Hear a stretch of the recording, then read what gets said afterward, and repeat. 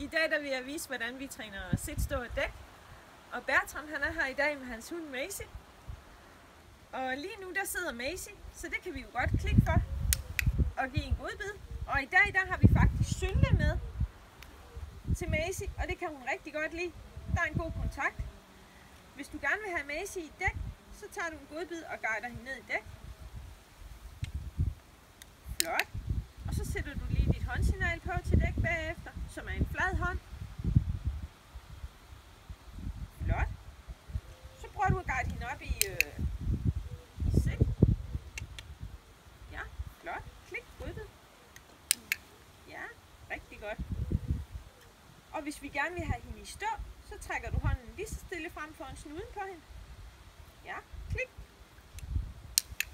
Flot. Og der sætter jeg altid mit ståsignal på, som er en flad hånd, der vender sådan her. Flot.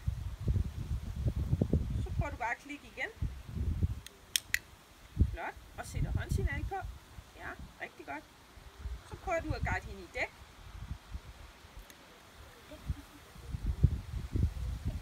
Klik. Ja, flot. Og sætter håndsignal på til dæk. Rigtig godt.